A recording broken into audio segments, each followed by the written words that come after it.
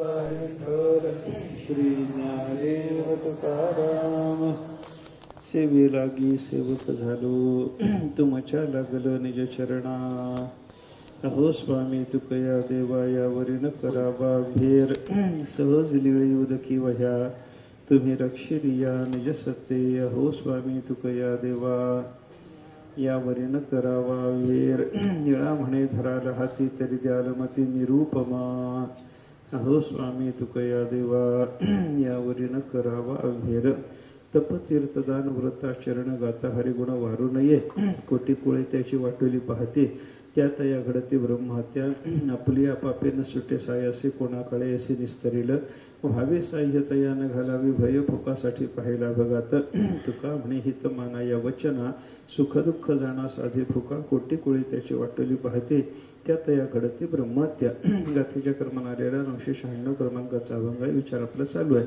महाराजांनी या अभंगातून परमात्मा प्राप्तीच्या काही साधनाचा विचार सांगितला. मनुष्य देह आपल्याला प्राप्त झाल्याच्या नंतर जे साधन करायचं आहे ते संसाराचं न करता परमात्म्याचं साधन करायचं आहे. संसार प्रारब्धावर सोपवावा आणि परमार्थ मनुष्यानं प्रयत्नपूर्वक करावा असा शास्त्राचा आणि संताचा आपल्याला आग्रह दिसून येतो बरं का. संसाराकरता प्रयत्न करणं आपला अनेक वेळेला झालेला आहे तेव्हा आता तो संसारासाठी प्रयत्न करायचा नाही. संसार हा सगळा प्रारब्धानुसार घडत असतो असं शास्त्राने चिंतन सांगितलेलं असल्यामुळं प्रारब्धावर संसार सोपवून द्यावा आणि आपण मात्र प्रयत्नपूर्वक परमार्थ करावा. म्हणजे साधना करायची आहे ते संसाराची न करता आपल्याला परमार्थाची परमात्म्याच्या प्राप्तीची साधना करायची आहे हे लक्षात घ्या. आणि मग मनुष्य देहाला आल्याच्या नंतर संसाराचं साधन करायचं नाही परमात्म्याची प्राप्ती करून घेऊन आपल्याला कृतार्थ व्हायचं आहे. प्राप्यता कृतकृत्यता त्याच्यात आहे हे लक्षात घेऊन मग देवाच्या भेटी करता आपल्याला साधनाला लागायचं आहे असा विचार आपण केला. आणि मग अशा साधनाला लागलेला जो कोणी असेल मग त्याचं साधन त्याच्या अधिकारानुसार अभिरुचीनुसार ते अंतरंग असेल बहिरंग असेल त्या साधनाच्या कासेला लागलेल्या माणसाला त्या साधनातून च्युत करण्यामध्ये अर्थ नसतो. त्याला साधनातून ज्यानं च्युत केलं त्याच्यासारखा दोषी जगात कोणी नाही असं तुकाराम महाराज या अभंगातून सांगतात. तेव्हा साधनारूढ राहायचं आहे. भगवंताच्या प्राप्तीसाठी साधना करायची आहे. मग देवाच्या आत्मसाक्षात्काराच्या प्राप्तीकरता करावी लागणारी साधना कोणते याचा विचार करताना आपण वेदांतानं सांगितलेल्या साधनाचा थोडासा विचार पाहत होतो. आणि ती साधनं पाहताना अंतरंग बहिरंगतेचा जो भेद आपल्याला शास्त्राने सांगितलेला आहे त्याच्याकरता अगोदर आपल्याला अंतःकरणात असणाऱ्या दोषांचा विचार करावा लागला. मल विक्षेप आणि आवरण नावाचे 3 दोष जीवाच्या अंतःकरणामध्ये साधारणपणे असतात. अंतःकरणात असणारी पाप करण्याची वासना याला म्हणतात मलदोष. अंतःकरणाच्या ठिकाणी असलेली चंचलता याला म्हणतात विक्षेप दोष. आणि आपण ब्रह्मरूप असताना आपण भगवद रूप असताना आपली परमात्मा रूपता आपल्याला कळू नये याचं कारण आपल्या त्या परमात्मा रूपतेवर अज्ञानाचं आवरण पडलेलं आहे. हा आवरण नावाचा दोष आहे.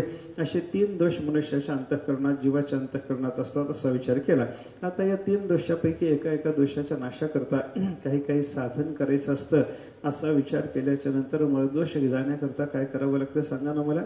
मलदोष जाण्याकरता काय करावं लागतं. चहा घ्यावा लागतो. नाही मला वाटलं असं म्हणून चहा घ्यावा लागतो. काय करावं लागतं सांगा ना आपल्याला. मलदोष घेण्याकरता का तंबाखू खाल्ल्याने मलदोष जातो. कशाला जातो सांगा ना. मलदोष जाण्याकरता शास्त्रानं सांगितलेलं विहित कर्म जे आहे ते निष्काम भावानं करणं हा त्याच्याकरताचा उपाय आहे बरं का. त्याच्यानंतर मग मलदोष घालवला या जन्मात किंवा जन्मांतरामध्ये मागच्या जन्मामध्ये कधीतरी आपल्याकडून निष्काम कर्म घडलेली असावीत आणि त्या निष्काम कर्माच्या योगाने अंतःकरणातला मलदोष गेला म्हणजे आपल्याला पाप करण्याची वासना राहत नाही. पाप करण्याची वासना गेल्याच्या नंतर मनुष्याच्या अंतःकरणाची अस्थिरता आहे चंचलता आहे. हा चांचल्य नावाचा दोष विक्षेप नावाचा दोष आहे. या विक्षेप नावाच्या दोषाच्या शांतीकरता काय करा उपासना. कारण विक्षेपामध्ये चंचलता आहे आणि उपासनेमध्ये मात्र मनुष्याला थोडीशी शांती पाहायला सापडते. ही शांती प्राप्त करून घेण्याकरता करायची जी उपासना आहे ही सुद्धा कशी करावी लागते निष्काम भावाने केली म्हणजे मनुष्याच्या अंतःकरणाला शांती प्राप्त होऊन विक्षेप नावाचा दोष तोही शांत होण्याची शक्यता आहे. आता मलदोषाच्या शांतीकरता निष्काम कर्म विक्षेप दोषाच्या शांतीकरता निष्काम उपासना अशा साधना या जन्मात किंवा मागच्या जन्मात झाल्याच्या नंतर मल व विक्षेप हे 2 दोष निवृत्त झाल्याच्या नंतर आता राहिला 3रा दोष त्याचं नाव आहे आवरण. आणि या आवरण नावाच्या दोषाच्या नाशाकरता मनुष्याला काय लागतं, हे अज्ञानानं केलेलं आवरण आहे. म्हणजे ज्यांनी केलेलं असतं ते निवृत्त होण्याकरता त्याच्या विरुद्ध पदार्थाची गरज असते. आपल्याला समजा अंधारामध्ये रात्रीच्या वेळेला काही जर दिसत नसलं, जे दिसत नाही त्याचं कारण आहे अंधार, आणि त्या अंधाराच्या नाशाकरता उजेडाच्या शिवाय दुसरं काही चालत नाही बरं का. अंधार आणि उजेड यांचा जसा परस्पर विरोध असावा त्याप्रमाणे ज्ञान आणि अज्ञान यांचा सुद्धा परस्परामध्ये विरोध आहे असं चिंतन आपल्याला शास्त्रानं सांगितलेलं आहे. मग काय करा, अज्ञानानं निर्माण झालेलं हे आवरण जर घालवायचं असलं त्याच्याकरता एक साधना करावी लागते, ती ज्ञानाची. ज्ञान प्राप्त करून घ्यावं लागतं. मग ज्ञान प्राप्त करून घ्यायचं तर काय करा, त्याच्याकरता निष्काम कर्म नाही, त्याच्याकरता निष्काम उपासना नाही. मग ज्ञानाच्या प्राप्तीकरता काय साधना करावी लागते याचा विचार करताना त्याच्यासाठी गुरुकडे जावं लागतं. पण गुरुकडे जाण्याकरता आपला अधिकार अगोदर सिद्ध करून घ्यावा लागतो. तो अधिकार कसा, आपल्याला ज्ञानाचा अधिकार येण्याकरता, श्रवणाचा अधिकार येण्याकरता काय करावं लागतं आपण विचार केला. त्याच्यासाठी साधन चतुष्टय संपन्न व्हावं लागतं. साधन चतुष्टयामध्ये काय काय येतं सांगा ना मला. एक पहिला आहे विवेक, दुसरा साधनाचा भाग सांगितला त्याचं नाव आहे वैराग्य, तिसरं जे साधन सांगितलं त्याचं नाव आहे समाधी षटक संपत्ती, आणि चौथं जे साधन सांगितलं त्याचं नाव आहे मुमुक्षुता. हे मुमुक्षुता म्हणजे मोक्षाची इच्छा ती सुद्धा तीव्रपणे आपल्या अंतःकरणामध्ये बांधली पाहिजे बरं का. उगी कोणीतरी मला सांगितलं बाबा दुःख नसावं सुख असावं याच्याकरता आमचा सुद्धा प्रयत्न चालू आहे, लगेच त्याला मुमुक्षु, त्याला जिज्ञासू समजायचं कारण नाही बरं का. मुमुक्षु कोण आहे, त्याला तीव्रतेनं वाटलं पाहिजे माझं हे संसाराचं बिरडं फिटलंच पाहिजे, मला तो सद्गुरू भेटलाच पाहिजे, मला तो परमात्मा भेटलाच पाहिजे, अशा अंतःकरणाला तीव्र तळमळ लागून राहावे. आणि भगवंताच्या दर्शना वाचून एक क्षण सुद्धा, एक त्रुटीचा काळ सुद्धा युगासारखा वाटावा, अशी अवस्था जेव्हा अंतःकरणाची होऊन जाते ना, तेव्हा त्याला तीव्र जिज्ञासा निर्माण झाली, तीव्र मुमुक्षा निर्माण झाली की मग त्याला मुमुक्षुता नावाचं साधन सिद्ध झालं असं आपल्याला म्हणता येतं बरं का. विवेकही मिळाला पाहिजे, वैराग्य मिळालं पाहिजे, तीव्र मुमुक्षुताही मिळाली पाहिजे, त्याच्यानं हे समाधी षटक संपत्तीही मिळाली पाहिजे, आणि त्याच्यानंतर तीव्र मुमुक्षुता ही माणसाला साधली पाहिजे. एवढं झालं की तो साधन चतुष्टयानं संपन्न झाला. साधन चतुष्टयानं संपन्न झाला म्हणजे अधिकारी झाला. कशाचा अधिकारी झाला, श्रवणाचा आणि ज्ञानाचा, असा दोन प्रकारचा अधिकार त्याच्याबद्दल सिद्ध झाला असं आपल्याला चिंतन करता येतं. वेदांत ऐका, गंमत कशी आहे बघा, वेदांत ऐकायलाही अधिकार लागतो आणि वेदांत कळायलाही अधिकार लागतो. ऐकायला अधिकार लागतो म्हणून आपल्याला आता साधन चतुष्टय संपत्ती श्रवणाकरता उपयोगी आहे असं म्हणावं लागतं, आणि श्रवणद्वारा ही साधन चतुष्टय संपत्ती आपल्याला मोक्षाला कारण ठरत असल्यामुळं ज्ञानाला कारण आहे असं हे म्हणता येतं बरं का. ज्ञानही व्हावं आणि ज्ञानाच्या करता आपल्याला श्रवणही घडावं. श्रवण आणि ज्ञान या दोन्हीच्या करता अगोदर काय लागतं, साधन चतुष्टय संपत्ती. साधन चतुष्टय संपत्ती प्राप्त करून न घेता एखाद्या माणसाने श्रवण केलं त्याला लाभ होतो का, लाभ होत नाही असं चिंतन शास्त्राने आपल्याला सांगितलेलं पाहायला मिळतं बरं का. त्याचं कारण काय, फलसिद्धी ही अधिकार्याची अपेक्षा करत असते असं वेदांताचं चिंतन आहे. अधिकारीनं माशा असते, फलसिद्धी विशेषतः बरं का. फल द्यायचं जर झालं, साधन एखादं फल आपल्या पदरामध्ये कधी टाकतं, ते साधन असा विचार करतं की माझं अनुष्ठान करण्याच्या बाबतीमध्ये हा समोरचा माणूस अधिकारी आहे का, यांना अधिकार मिळवला का, यांना अधिकार न मिळवता जर साधन केलेलं असेल तर याच्या पदरामध्ये मी फल टाकणार नाही असं साधन ठरवत असतं बरं का. साधनाने आपल्या पदरामध्ये त्याचं स्वतःचं फल टाकावं याच्याकरता त्या साधनाचं आपण अनुष्ठान करण्याच्या आधी अधिकार मिळवावा. अधिकार मिळवून मग साधन करा, मग तुम्हाला फलसिद्धी होते, अशा पद्धतीचा विचार शास्त्रानं सांगितलेला आहे. तसं आपल्याला मोक्ष मिळवायचा आहे. मग हा मोक्ष मिळवण्याकरता लगेच श्रवणाला लागावं का अधिकार संपन्न होऊन मग श्रवणाला लागावं याचा विचार जर केला तर अधिकार मिळवला पाहिजे बरं का. झोपू नका, अधिकार मिळवायचा आपल्याला आता बरं का. श्रवणाचा अधिकार मिळवायचा जर असेल तर त्याच्याकरता काय करावं लागतं, हे चार साधन, हे आता सांगितलेली साधन चतुष्टय संपत्ती तिचा विचार करा. हा विवेक, वैराग्य, समाधी षट संपत्ती, तीव्र मुमुक्षुता या चार साधनाने साधकांना संपन्न व्हावं. आणि एवढी चार साधनं घेतल्याच्या नंतर श्रवण करायचं. श्रवण कुठं करावं, श्रवण करायला कुठं जावं सांगा ना मला. श्रवण करायला कुठं गेलं पाहिजे, सद्गुरूकडे गेलं पाहिजे बरं का. आता त्याला म्हणतात गुरु उपसत्ती. सद्गुरूच्याकडे जाणं, उपसत्ती शब्दाचा अर्थ त्यांच्या जवळ जाणं बरं का. शास्त्रामध्ये जगद्गुरु शंकराचार्यांचा एक उपदेश सहस्री नावाचा ग्रंथ आहे. दोन ग्रंथ आहेत उपदेश सहस्री नावाचे जगद्गुरु शंकराचार्याच्या नावावर प्रसिद्ध असलेले. एक पद्यात्मक पद्यात्मक आहे आणि दुसरा ग्रंथ गद्यात्मक आहे बरं का. एक गद्यात्मक ग्रंथ जो आहे तो फार चांगला आहे बरं का. पद्यात्मक ग्रंथामध्ये अगदी थोडक्यामध्ये काही निर्देश वेदांताच्या संबंधानं 1000 उपदेश वेदांताच्या संबंधानं आचार्याने त्या ग्रंथामध्ये केलेले आपल्याला पाहायला सापडतात. म्हणूनच उपदेश साहस्री असं त्या ग्रंथाचं नाव आहे बरं का.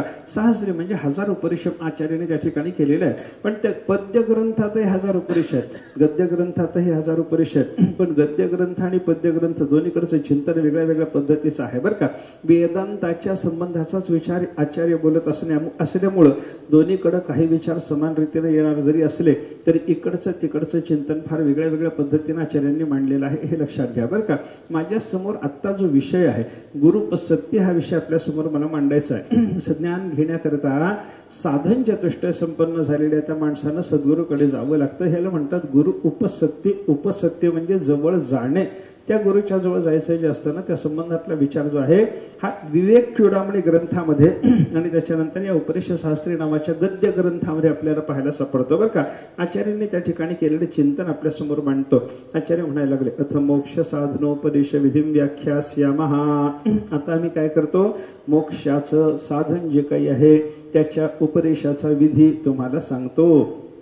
कशाचा विधी सांगता, मोक्षाच्या साधनाचा उपदेश कसा असतो या संबंधातला विधी तो कसा करायचा असतो, कोणी करायचा असतो, त्याच्याकरता साधकाने काय करायचं असतं, गुरुनी काय करायचं असतं, या सगळ्या गोष्टी तुम्हाला समजावून सांगतो म्हणे. या कशा करता सांगणार आहात तुम्ही आम्हाला. आचार्याने त्याचं कारण सांगितलं. मुमुक्षूणाम श्रद्धानानाम अर्थिनाम अर्थाय. ज्यांना कोणाला मुमुक्षा आहे, ज्या कोणाच्या अंतःकरणामध्ये मला मोक्ष प्राप्त व्हावा असं वाटतं, ज्या लोकांच्या अंतःकरणामध्ये शास्त्राच्या संबंधानं मोठी श्रद्धा आहे, अशी श्रद्धा धारण करून मला या संसार बंधनातून शास्त्राने सांगितलेल्या साधनाच्या आधारानं मुक्त व्हायचं आहे असा विचार ज्यांच्या अंतःकरणात आला, असे साधन जाणून घेऊ इच्छिणारे असे जे मुमुक्षु साधक आहेत त्यांच्याकरता म्हणून हा साधनाचा मोक्ष साधनाचा उपदेश करणारा विधी जो आहे तो विधी तुम्हाला मी सांगतो म्हणे बरं का. तदिदम मोक्ष साधनम ज्ञानम. हे जे मोक्ष साधन असलेलं ज्ञान आहे हे कोणाला सांगायचं असतं, झोपू नका, हे कोणाला सांगायचं असतं या संबंधातला विचार आहे का. मोक्षाचं साधन असलेलं ज्ञान कोणाला सांगायचं, जो गाढ झोपला त्याला. हे पहिलं माझ्या समोर हे आहे बरं का. मोक्षाच्या कारण काय, ते मोक्षाच्या साधनाचा उपदेश करणाऱ्या लागणाऱ्या गुरुच्या समोर गेलेला जो साधक असतो की नाही तो झोपत नसतो. आमच्यासारख्याकडे आलं की झोपतायत त्याला काय करतात. तदिदम मोक्ष साधनम ज्ञानम. मोक्षाचं साधन असलेलं ज्ञान हे कोणाला सांगायचं असतं. मग त्या साधन चतुष्टय संपन्न असलेल्या अधिकाऱ्याच्या संबंधानं आचार्याने इथं केलेलं वर्णन थोडंसं वेगळ्या भाषेत केलेलं आहे. आचार्याने काय सांगितलं, साधन साध्यात अनित्यात सर्वस्मात विरक्ताय. जो विरक्त झाला त्याला मोक्षाचं साधन सांगायचं. ऐका, आता हा विरक्त झाला म्हणजे कशातून विरक्त झाला त्याच्याबद्दलचा आचार्य विचार सांगायला लागले बरं का. साधनातूनही विरक्त होतो, साध्यातूनही विरक्त होतो. पण कोणत्या साधन आणि साध्यातून विरक्त होतो तर अनित्यात सर्वस्मात विरक्ताय. जगातल्या सगळ्याच्या सगळ्या अनित्य साध्यातूनही विरक्त झाला आणि जगातल्या सगळ्याच्या सगळ्या अनित्य साध्याच्या प्राप्तीकरता कराव्या लागणाऱ्या अनित्य साधनातूनही तो विरक्त झाला. साधन आणि साध्यातून वैराग्य त्याला झालं. पण कोणत्या साध्याचं वैराग्य, अनित्याशा साध्याचं वैराग्य. स्वर्ग प्राप्त करून घ्यावा, स्वर्ग काम हा यजेत. एक यज्ञ नावाचं साधन सांगितलं. त्या यज्ञ नावाच्या साधनातून मला स्वर्ग प्राप्त होणार आहे असं शास्त्र सांगतं. हा यज्ञ करायचा का, स्वर्ग मिळवायचा का, याचा विचार साधकाच्या दृष्टीने तुम्ही बघा. साधक काय म्हणतो, हे स्वर्ग नावाचं फळ मला मिळवायला शास्त्र सांगायला लागलं, पण हे स्वर्ग नावाचं फळ नित्य आहे का अनित्य आहे.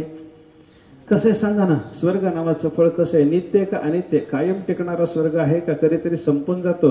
पुण्य संपल्यानंतर स्वर्गातून परत यावं लागतं का कायम स्वर्गात राहता येतं आपल्याला सांगा ना. पुण्याची पावटे सरे, मनात थोडं म्हणजे झोप जाते हो. सवेची इंद्रपणाची उठे उतरे आणि येऊ लागते माघारे मृत्यूलोका. स्वर्गात गेलेला माणूस पुण्याच्या प्रभावाने जातो, पण तिथं गेल्याच्या नंतर पुण्य संपलं.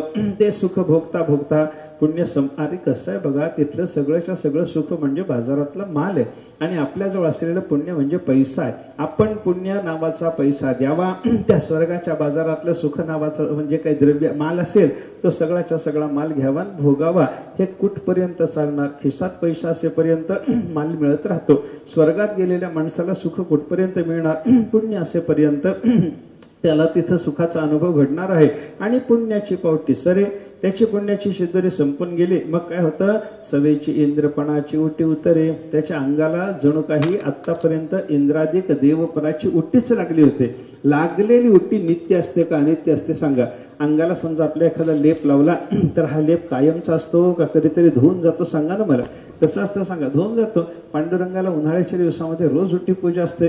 उटी पूजा रोज का करता येते, पहिल्या दिवशीची धुवून जाते म्हणूनच, दुसऱ्या दिवशी ती करता येते असा त्याचा अर्थ आहे. म्हणजे उटी अनित्य आहे, दिसायला सुंदर आहे पण असायला अनित्य आहे. हा उटीचा भाग लक्षात घ्या बरं का.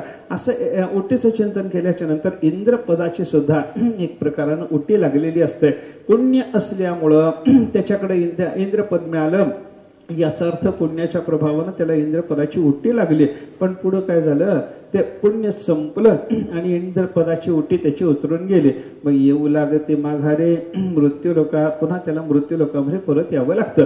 याचा अर्थ काय झाला, मी कशा करता बोललो, स्वर्ग नावाचं जे साध्य आहे, आपण पुण्य करावं, आपण यज्ञ करावा म्हणती संसारी जन्मी जे यज्ञाधिक कर्म की जे मग स्वर्ग सुख भोगी जे मनोहर. त्या मनोहर स्वर्ग सुखाची कामना आपल्या अंतःकरणात निर्माण होते.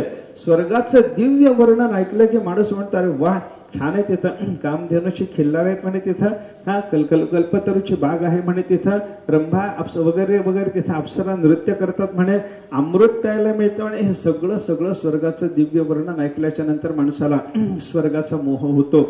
आपण स्वर्ग साध्य करावा असं वाटायला लागतं. पण स्वर्ग मिळवायचा की नाही याचा आपल्या दृष्टीने विचार करण्यापेक्षा स्वर्ग मिळवायचा की नाही याचा साधकाच्या दृष्टीने विचार करावा. साधक काय म्हणतो, स्वर्ग मिळवायचा का नाही, का मिळवायचा नाही, तर तो म्हणतो स्वर्ग हा अनित्य आहे. कशामुळे अनित्य, क्रियेने मिळाला म्हणून तो अनित्य आहे. यद्यत कृतकम तत्तन मर्त्यम हा शास्त्राचा सिद्धांत आहे. आपण कर्म करून क्रिया करून जे जे मिळवलं ते क्रियेनं मिळवलेलं सगळंच्या सगळं अनित्य असतं, नाशिवंत असतं. क्रियेनं मिळालं की ते नाशिवंत आहे. हा विचार लक्षात घेऊन आपण स्वर्ग मिळवायचा नाही असं त्यांना ठरवलेलं असतं बरं का. स्वर्ग नावाचं साध्य मिळवायचं नाही. स्वर्ग नावाच्या साध्याच्या संबंधानं तो विरक्त झाला. त्याचं कारण काय, तो स्वर्ग अनित्य आहे. मग आता साध्य अनित्य आहे, जे साध्य अनित्य आहे ते अनित्य असल्यामुळे मिळवायचं जर नसेल तर मिळवायचंच नाही त्या साध्याचं साधन करेल का, तो करणार नाही. म्हणजे स्वर्ग हे अनित्य साध्य आणि त्या अनित्य साध्याकरता करायचा यज्ञ हे अनित्य साधन, या सगळ्यापासून तो विरक्त झाला बरं का. साधन साध्यात अनित्यात सर्वस्मात विरक्ताय. ज्ञान कोणाला सांगायचं असतं या संबंधातला विचार चालू झालाय बरं का. तो साधक कसा असावा लागतो या संबंधाने विचार करताना सांगितलं, हा सगळ्याच्या सगळ्या अनित्य फलापासून विरक्त असावा आणि अनित्य फलाच्या साधनापासून तो विरक्त असावा. पुढं त्यक्त पुत्र वित्त लोकैषणाय, त्याला तिन्ही प्रकारच्या ऐषणा सोडून दिल्या पाहिजेत. त्याला पुत्रेषणा नसावी, त्याला वित्तेषणा नसावी, त्याला लोकेषणा नसावी. लोकेषणा म्हणजे लोकांनी मला चांगलं म्हणावं, लोकांनी मला वाईट म्हणू नये, अशा पद्धतीची समाजाकडून असलेली जी अपेक्षा असते की नाही, हिला लोकेषणा म्हणतात बरं का. ही लोकेषणा सगळी सोडून दिली पाहिजे साधकांना. लोक काय म्हणतात याच्याकडे कधी लक्ष देऊन चालत नाही. ओक जैसा लोक धरिता धरवेना हा विचार तुकाराम महाराजांनी आपल्याला सांगितलेला आहे. आलेली उलटी जशी अडवता येत नाही तसं लोकांचं तोंड दाबून धरता येत नाही. उलटी जशी होऊनच जाणार आहे तसं लोक बोलायचं ते बोलूनच जाणार आहे. आपल्याला लोक चांगलं बोलतात हेही ऐकायचं साधकाला काही कारण नाही आणि आपल्या संबंधाने लोक निंदेचं भाषण करतात हे सुद्धा साधकांना मनावर घेण्याचं कारण नाही बरं का. त्याच्या लोकधर्मान हा सगळ्याच्या सगळ्या लोकधर्माचा त्याग केला पाहिजे. लोक काय म्हणतात या संबंधाने विचार करणं याला लोकैषणा म्हणतात. पण साधकानं लोकैषणेमध्ये गुंतायचं नाही. त्यक्त लोकेषणाय, त्यानं लोकेषणा सोडली पाहिजे. अजून वित्तेषणा, वित्त म्हणजे पैसा, द्रव्य, द्रव्याच्या संबंधाने आपल्या अंतःकरणामध्ये ऐषणा असते की नाही. मला द्रव्य असावं असं वाटतं की नाही माणसाला, माझ्याकडे एवढं द्रव्य पाहिजे, हे पाहिजे, ते पाहिजे, घर पाहिजे, शेत पाहिजे, पैसा पाहिजे, चांगले कपडे लत्ते पाहिजेत. अशा पद्धतीचा मनुष्याच्या अंतःकरणाला निर्माण होणारा विचार हे वित्तेषणा आहे. आणि अशी वित्तेषणा सुद्धा साधकाच्या अंतःकरणाला नसली पाहिजे. कारण काय, लोकेषणेचा विचार जर केला तर त्याच्यातही अनित्यतेचा भाग पाहायला सापडतो. आणि वित्त क्षणेचा जर विचार करायला लागलो तर त्याच्यातही अनित्यतेचाच भाग पाहायला सापडतो. वित्त हे अनात्मा आहे, मग त्याची येषणा कशाला पाहिजे. लोकांचं बोलणं हे सगळंच्या सगळं देहाच्या संबंधानं चालणार आहे. मग देह जर अनित्य असेल तर देहाच्या संबंधानं येषणा बाळगायचं काय कारण आहे, असा साधकानं विचार केला पाहिजे बरं का. आणि त्याच्या काय कोणत्या कोणत्या येषणा सोडल्या पाहिजे त्यानं, पुत्र, वित्त आणि लोक. पुत्रशणा सोडली पाहिजे. पुत्रशणा म्हणजे माझ्या मुलाच्या संबंधानं चांगला विचार असतो, मुलगा असावा असं वाटतं, लग्न व्हावं असं वाटतं, बायको असावी असं वाटतं, ती चांगली असावी, माझ्या मनाप्रमाणे वागणारी असावी, अशा पद्धतीचा सगळा जो विचार असतो की नाही, सगळा सोडून दिला पाहिजे. सगळा सोडून दिला पाहिजे. कसं व्हायला लागलं, झोपायला लागलं तुम्ही. बायको चांगली असावी हे सोडून द्या म्हणतात, बायको असावी हेही सोडून द्या म्हणतात. काय ऐकायचं कशा करता ह्यांचं, असं वाटतंय ना तुम्हाला, म्हणून झोपताना. हे काय हे सगळ्याच्या सगळं चिंतन शास्त्राने जे सांगितलेलं आहे ते अशा पद्धतीचं आहे. ज्यानं पुत्रेषणा सोडले, ज्यानं वित्तषणा सोडले, ज्यानं लोकेषणा सोडले, कुटुंबाच्या संबंधातला विचार सोडला, द्रव्याच्या संबंधातला विचार सोडला, आणि समाज आपल्या संबंधाने काय बरं वाईट बोलतो याचा विचार ज्यानं करणं सोडून दिलेला आहे, असा तो अधिकारी असला पाहिजे बरं का. त्याच्या पुढे चला. शास्त्र प्रसिद्ध शिष्य गुण संपन्नाय. शास्त्रात प्रसिद्ध असलेले काही शिष्याचे गुण सांगितलेले आहेत बरं का. शिष्य कसा असावा या संबंधाने शास्त्रामध्ये काही निर्देश आहेत. ते सगळेच्या सगळे गुण सांगत नाही, तुम्ही झोपता बाबा. ते जास्त सांगायला लागलं की पुन्हा जास्त झोपताल म्हणून सांगत नाही बरं का. हे सगळे शास्त्रात सांगितलेले शिष्याच्या ठिकाणी अपेक्षित असलेले, नाही नको नंतर पुन्हा कधीतरी भांडवल काढू ते आपण, ते अशा शिष्यगुण संपन्न असलेल्या. कारण आता हे साधन चतुष्टय संपन्न वगैरे वगैरे ते सगळं शिष्यगुणातच येणार आहे सगळं. त्याच्यामुळे आपल्याला त्याचा वेगळा विचार करायची गरज नाही. अशा शिष्याला त्याच्यानंतर शुचये, अत्यंत पवित्र असलेला, अंतर्बाह्य पावित्र्य त्याच्या ठिकाणी असलं पाहिजे. शरीरही पवित्र असावं, अंतःकरणही पवित्र असावं, सगळी इंद्रिय त्याची पवित्र असावीत, अशा पद्धतीचा तो शिष्य असला पाहिजे बरं का. ब्राह्मणाय, ब्राह्मण शब्द जातीवाच्य घ्यायचं नाही इथलं बरं का. हा ब्राह्मण आहे म्हणजे शुद्ध सात्विक वृत्तीचा आहे. अशा त्या शिष्याला विधिवत उपसन्नाय, विधीपूर्वक गुरुला शरण आल्याच्या नंतर त्या शिष्याला जाती, कर्म, वृत्त, विद्या, अभिजनही परीक्षिताय, त्याचं सगळ्या पद्धतीनं परीक्षण झालं पाहिजे. हा कुठल्या जातीचा आहे परीक्षण व्हावं. हा काय कर्म करतो आतापर्यंत परीक्षण व्हावं. याचं आतापर्यंत आचरण काय परीक्षण व्हावं. यांना आतापर्यंत कोणती विद्या संपादन केली याचा विचार झाला पाहिजे. आणि याचे अभिजन म्हणजे संबंधातले याला मान्य असलेले लोक कोण आहेत याचा विचार झाला पाहिजे. कारण शिष्य म्हणून त्याला स्वीकारत असताना त्याच्या ठिकाणी काय गुणदोष आहे त्याची कल्पना गुरुला आली पाहिजे की नाही. म्हणून हे सगळं परीक्षण त्याच्या संबंधात झालं पाहिजे बरं का. हा कुठं वावरतो, हा काय करतो, याचं स्वाभाविक कर्म काय, हा संबंधात आलेल्या लोकांच्या संगतीने कोणत्या प्रकारच्या कर्मामध्ये प्रवृत्त असतो, आतापर्यंत हा शिकला, याला कोणत्या कोणत्या विद्याची आवड होती, कसं कसं ज्ञान यानं संपादन केलेलं आहे, आणि याच्या संपर्कात असणारे याला मान्य असलेले ज्या लोकांच्या संगतीमध्ये राहणं याला आवडतं ते लोक कोण आहेत, हे सगळंच्या सगळं पाहिल्याच्या नंतर त्याच्यातलं सगळं चांगलं असावं बरं का. त्यानं आपलं कर्म शुद्ध ठेवलेलं असावं, त्याचं स्वाभाविक वर्तन चांगलं असावं, त्यानं आतापर्यंत ज्या विद्या संपादन केलेल्या त्या सगळ्याच्या सगळ्या विद्या अध्यात्म विद्येला विरोधी नसाव्यात. अपराविद्या संपादन करू द्या त्याला, पण त्याला संपादन केलेली अपराविद्या आत्मविद्येला विरोधी नसावी ना. पराविद्येला ती विरोधी नसावी ना. समजा एखाद्यानं विद्या संपादन केली, जी संपादन केलेली विद्या आहे ती विद्या तुम्हाला श्रवणात येऊ देणार नसेल, ती विद्या तुम्हाला कीर्तनात येऊ देणार नसेल, ती विद्या तुम्हाला परमात्म्याच्या संबंधाने काही ऐकावं बोलावं असं वाटू देत नसेल, काय कामाची ती विद्या. नेदे चित्ता शांती ऐसी विद्या कशाला. आपल्या चित्ताला शांती जी देत नाही अशी विद्या कशाला संपादन करता असं समर्थासारखे संत म्हणतात बरं का. अनेक ठिकाणी चिंतन आपल्याला असे पाहायला सापडतात. अंतःकरणाला शांती देणारी आत्मविद्या संपादन करण्याकरता तो शिष्य कसा असला पाहिजे याचं परीक्षण करताना गुरुनी पाहिलं पाहिजे. आतापर्यंत हा काय शिकला बाबा, जे शिकला त्याच्यानं याच्या चित्ताला शांती नाही हे ठीक आहे, पण हे शांती नसलेली जी विद्या त्यानं संपादन केलेली आहे ती विद्या आत्ता याला शांती संपन्न करत असताना जी आपण आत्मविद्या सांगणार आहोत त्या आत्मविद्येला विरोधी आहे का पोषक आहे याचा विचार केला पाहिजे. छांदोग्य उपनिषदात कथा येते की नाही, हे नारद नारदाने काय केलं, सगळ्या विद्याचा अभ्यास केला आणि सगळ्या विद्याचा अभ्यास करून सुद्धा नारदाच्या अंतःकरणाचा शोक शांत झाला नाही. शोक शांत झाला नाही. सगळे शिकले, मी सगळं शिकलो. नारद नेहमी विचार करायला लागले, एवढी सगळी विद्या संपादन केली पण अंतःकरणाला शोक आहे.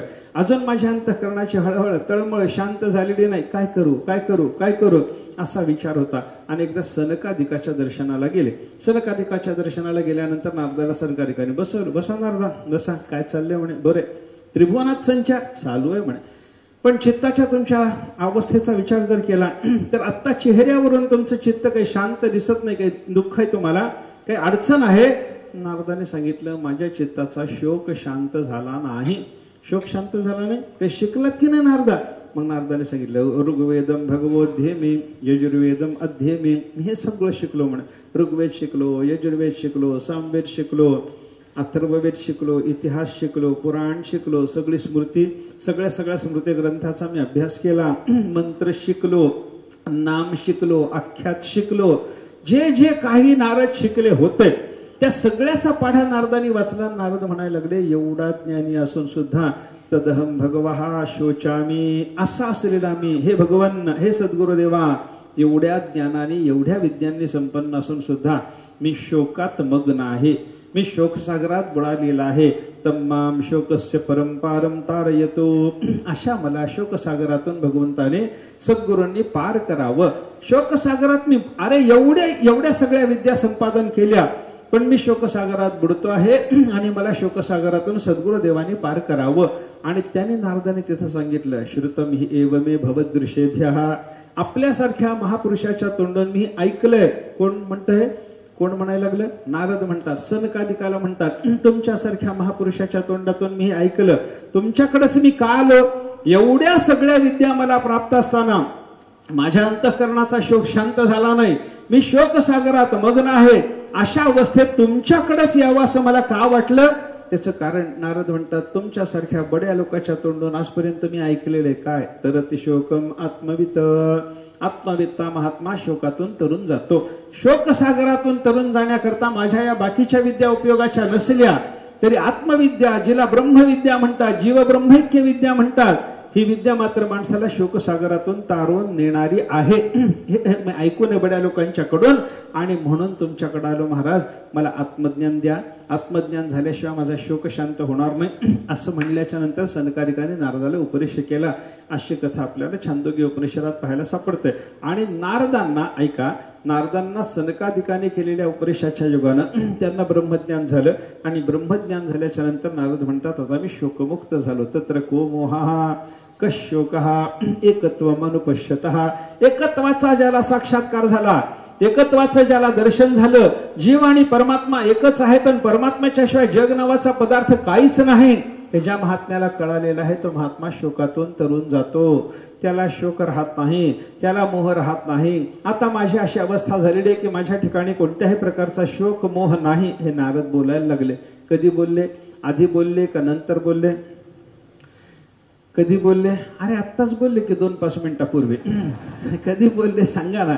सनकादिकाच्याकडे गेल्या नारदाचं म्हणणं काय होतं, सहा अहम भगवहा शोचामी. एवढ्या सगळ्या विद्यांनी संपन्न असून मी शोकमग्न आहे. हे पहिली भाषा. आणि ब्रह्मज्ञान ऐकणं झाल्याच्या नंतर त्यांच्या तोंडून सनकादिकाच्या मुखातून ब्रह्मविद्या ऐकणं झाल्याच्या नंतर ब्रह्मवेतृत्व आल्यानंतर नारद बोलायला लागले, आता मला शोक राहिला नाही. आधी शोक आहे म्हणतात आणि नंतर शोक नाही म्हणतात. म्हणजे मध्ये काय झालं, त्यांना आत्मविद्येचा उपदेश झाला. हा कोणी केला, सनकादिकाने केला. हा करण्याच्या आधी त्याने यांच्याजवळ असलेल्या बाकीच्या विद्याचा विचार केला की नाही केला. याला काय म्हणायचं, विद्येच्या योगानं साधकाचं परीक्षण झालं पाहिजे. आतापर्यंत काय काय शिकला. या आता नारदाला सनकादिकाने ब्रह्मविद्या सांगितले. नारदाला सनकादिकाने ब्रह्मविद्या का सांगावी, त्याचं कारण आहे, नारदाच्याकडे असलेल्या आतापर्यंतच्या विद्या ब्रह्मविद्येला विरोधी नाहीत. म्हणून एखादा दारू तयार करणारा माणूस एखाद्या महात्म्याकडे गेला आणि त्याला महात्म्याने विचारलं, तुला काय करता येतं, काय शिकलास, आतापर्यंत तू काय शिकलास, असं म्हणल्यानंतर तो म्हणतो, दारू कशी तयार करावी, भट्टी कशी लावावी, माझ्यासारखा त्याच्यात कोणी तरबेज नाही. त्याला ब्रह्मविद्या सांगावी होय. कारण त्याला अगोदर अवगत असलेली जी विद्या आहे ती ब्रह्मविद्या सांगण्याकरता पोषक आहे की नाही याचा विचार झाला पाहिजे. म्हणजे त्याच्या जातीचं परीक्षण, त्याच्या क्रियेचं परीक्षण, त्याच्या वृत्ताचं म्हणजे सदाचाराचं परीक्षण, त्याच्या विद्येचं परीक्षण आणि त्याचे अभिजन, भोवताली असलेले लोक कोणाच्या संपर्कात हा राहतो, आतापर्यंत याला आवडणारे लोक कोण आहेत, या लोकांच्या संगतीत राहण्यानं याच्या वृत्तावर, याच्या कर्मावर, याच्या विद्येवर कसे कसे संस्कार व्हायला लागलेले आहेत या सगळ्याचा विचार सद्गुरूला करावा लागतो. म्हणून अशा पद्धतीने शिष्याचं परीक्षण व्हावं आणि मग त्याला ब्रूयात, त्याला ज्ञान सांगावं. किती सांगावं? पुन्हा पुन्हा ब्रूयात, पुन्हा पुन्हा त्याला ज्ञान सांगावं. पुन्हा पुन्हा कशा करता सांगावं? उठाय करता नाही, नाही, झोपेतून उठाय करता नाही. पुन्हा पुन्हा ब्रूयात कशा करता? यावत ग्रहणम दृढी भविष्यती, शास्त्रकाराने त्याच्या करता सांगितलं. आचार्य बोलायला लागले की बाबा जोपर्यंत ज्ञानाचं त्याचं ग्रहण दृढ होणार नाही तोपर्यंत पुन्हा पुन्हा सांगावं लागतं. अज्ञानाला अदृढता असली की मग पुन्हा सांगावं लागतं की नाही. त्या श्वेतकेतूला उद्दालक ऋषीने तत्वमसी महावाक्याचा उपदेश 9 वेळेला केला. कशा करता? दृढी भविष्यती यावत तावत बोद्धव्य, बरं का. तोपर्यंत त्याला बोध करायचा जोपर्यंत त्याला ज्ञान पक्क होत नाही. कसं होतं बघा, सांगितलेलं ज्ञान ऐकलं की हा बरोबर आहे असं वाटतं आपल्याला, बरं का, पण ते पक्क आपल्या मनात बिंबत का हो? जे सांगितलं, ऐका ना, जे सांगितलं ते आपण ऐकतो, ऐकल्याच्या नंतर आपल्याला पटतं की नाही? हो, पटलं म्हणून तरी असं म्हणतो ना माणूस, पटलं म्हणून तरी म्हणतो ना असं काहीतरी मला, म्हणजे पटतं ना. पण पटलेलं जसंच्या तसं मुरलेलं असतं का? बांधलेलं असतं का? पक्क ते नाही, नाही, ते काय, मी कंधारकर महाराजाकडं पंचदशीच्या पाठाला जात होतो. मग ते एखाद्या दिवशी पाठाचं सगळं समजायचं, घरी आलं वाचायला लागलं की काही समजायचं नाही, काही समजायचं नाही. मग दुसऱ्या दिवशी गेल्यानंतर महाराजांना माहिती असायचं ह्याला समजलेलं नाही, आता याला पुढचं सांगता येत नाही, हे त्यांचं ठरलेलं असायचं. तिथे गेलं की तेव्हा हां द्या अनुवाद, कालचं काय झालं सांगा, कालचं काय झालं सांगा म्हणलं. एखाद्या वेळेला सांगावं लागायचं, महाराज असं असं आहे, काल काही समजलं नाही पाठामध्ये. काल समजलं होतं की नाही? समजलं. मग आता आज का समजत नाही? आता काय उत्तर देतात त्यांना? गुरुच्या पुढे काय बोलता येतं? ते आज काही येत नाही. काल समजलं होतं की नाही? मी सांगताना समजलं होतं की नाही? समजलं होतं. मग आज समजत नाही का? नाही महाराज, कालच समजलं होतं इथं, पण घरी जाऊन पुन्हा अभ्यास करताना काही समजलं नाही असं वाटतं. हां, असं होत असतं. महाराज म्हणले मला, हां असं होत असतं. कसं असतं म्हणे, पाठ म्हणजे डब्यात खडे घालून हलवल्यासारखा प्रकार असतो. महाराजाची भाषा आहे बरं का. डब्यात खडे घालून हलवले की खडे वाजतात की नाही? वाजतात. खडे काढून टाकून रिकामा डबा घरी घेऊन जाऊन हलवा, बरं आता वाजतात का? वाजत नाही. तसं मी इथं तुम्हाला पाठ सांगत असताना माझ्या बोलाचे खडे तुमच्या बुद्धीच्या डब्यात होते, डबा वाजला. आता ते डबे ते खडे माझ्याजवळ टाकून तुम्ही घरी गेल्यानंतर काय वाजायचे ते? असं मला महाराजांनी उत्तर दिलं होतं बरं का. ते काय आहे म्हणजे ज्या वेळेला आपण ऐकतो त्यावेळेला ते आपल्याला कळाल्यासारखं वाटतं. चूक नाही काही याच्यामध्ये, कोणाच्या बुद्धीचा दोष म्हणून मी हे सांगत नाही, पण माणसाला श्रवण करत असताना हे मला कळालं असं वाटतं. पण ग्रहण झालं असं वाटलं तरी ते ग्रहण दृढ असतं का? दृढ नसतं. आता थोडंसं कळतं, पण थोड्या वेळाने वाटतं असं नसेल बाबा, असं नसेल, हे त्यांनी काहीतरी सांगितलं, त्यांच्यासमोर आपल्याला हो हो म्हणावं लागलं, पण हे असं नाही, हे काहीतरी वेगळंच आहे, त्यांनी काहीतरी वेगळंच सांगितलं असं वाटू शकतं की नाही माणसाला. म्हणजे ग्रहण दृढ झालं नाही. मग ते ग्रहण दृढ होण्याकरता श्वेतकेतूला तत्वमसी महावाक्य कितीदा सांगावं लागलं? 9 वेळेला. 9 म्हणजे अनेकदा सांगितलं. याचा अर्थ काय? यावत ग्रहणम दृढी भविष्यते, असा साधक शोधून घ्यावा ज्या साधकाच्याकडे अनित्य असलेल्या साध्य साधनाच्या संबंधानं वैराग्य, ज्या साधकाच्याकडे पुत्रैषणा, वित्तैषणा आणि लोकैषणा या सर्व ऐषणाचा त्याग आहे, ज्या साधकाच्याकडे शास्त्रात सांगितलेले सगळेच्या सगळे शिष्याचे गुण त्याच्याने तो जो संपन्न आहे, ज्या साधकाकडे अंतर्बाह्य पावित्र्य, ज्या साधकाकडे सत्वगुणाच्या योगानं ब्राह्मण्य, ज्या साधकाच्याकडे शास्त्र पद्धतीनं सद्गुरूला शरण जाणं आहे. शास्त्रीय पद्धतीनं गुरुला शरण जाणं म्हणजे गुरुच्याकडे जाताना काहीतरी त्यांना समर्पणाला न्यावं वगैरे वगैरे विचार सांगितलाय की नाही? तद्विज्ञानार्थम सगुरुमेवा विगच्छेत समित पाणी श्रोत्रियम ब्रह्मनिष्ठम. श्रोत्रिय ब्रह्मनिष्ठ महात्म्याच्याकडे परमात्मा जाणण्याकरता त्यांना गुरु म्हणून शरण जाताना माणसाने काहीतरी त्यांना समर्पण करण्याकरता न्यावं. काय सांगितलं श्रुतीनं? समित पाणी. समित म्हणजे समिधा. समिधा म्हणजे एवढी काटकी, एक टिजभर काटकी जी असते, जी समिधा म्हणजे अग्निनारायणाला समर्पण करण्याकरता लागते, ती समिध तेवढी तरी न्या. म्हणजे आपल्याला समर्पणाकरता फार काही नाही मिळालं तर त्यांच्या अग्निसेवेला उपयोगी पडेल एवढी सबिधा तरी त्यांना नेऊन द्या. देवाच्या पूजेला त्यांना लागतील अशी फुलं तरी त्यांना नेऊन द्या. एखादं नैवेद्याला लागणारं फळ तरी त्यांना नेऊन काहीतरी द्या, काहीतरी द्या. हे एवढं तेवढं असं तसं म्हणण्यामध्ये तात्पर्य नाही. शुद्ध भावानं आपल्याला जे घडेल ते सद्गुरूला नेऊन समर्पण करणं याला म्हणतात विधियुक्त शरण जाण. विधियुक्त शरण गेल्याच्या नंतर तिथे त्यांची सेवा वगैरे करायची असते. तो सुद्धा विधीचाच भाग आपल्याला सांगितलेला पाहायला सापडतो बरं का. पण आपण थोडंसं या आचार्यांच्या उपदेश सहस्त्रेतल्या क्रमानं जाऊ बरं का. आचार्याने पुढे काय सांगितलं, हे ज्ञान सांगायचं, अशा शिष्याला ज्ञान सांगायचं, पुन्हा पुन्हा सांगायचं. कुठपर्यंत सांगायचं, ते दृढ होईपर्यंत सांगायचं. ऐका, आता हे याच्या अंतःकरणामध्ये आपण सांगितलेलं ज्ञान याच्या अंतःकरणामध्ये दृढ झालं की नाही, गुरुला कळतं की कळत नाही सांगा मला. गुरुला कळतं की नाही, मी जे सांगितलं ते याच्या अंतःकरणात दृढ झालं की नाही गुरुला कळतं की नाही. कळतं. कशावरून कळतं, आचार्याने सांगितलं शिष्यस्य ज्ञान अग्रहणंच लिंगैर्बुध्वा. शिष्याच्या अंतःकरणात हे ज्ञान स्थिर झालं नाही, याला आपण जो उपदेश केला तो याला ग्रहित झाला नाही, याच्या हृदयात बिंबला नाही. हे कशावरून ओळखायचं, त्याचे काही चिन्ह त्या शिष्याच्या ठिकाणी निर्माण होतात. त्याच्या बोलण्यातून काय कळतं, त्याच्या वागण्यातून काय कळतं, त्याच्या वृत्तीतून काही कळतं. असं सगळं सगळं त्या लिंगातून ते जाणून घ्यावं.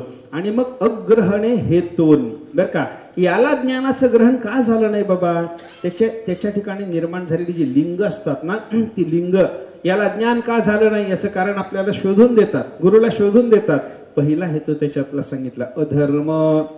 मनुष्याला ऐका, आपण जे श्रवण केलं ते श्रवण केलेलं गुरुनं सांगून सुद्धा, व्यवस्थित रीतीनं सांगून सुद्धा याच्या अंतःकरणात का बिंबलं नाही, हा अधर्मात प्रवृत्त असतो म्हणून याला ते बिंबत नाही.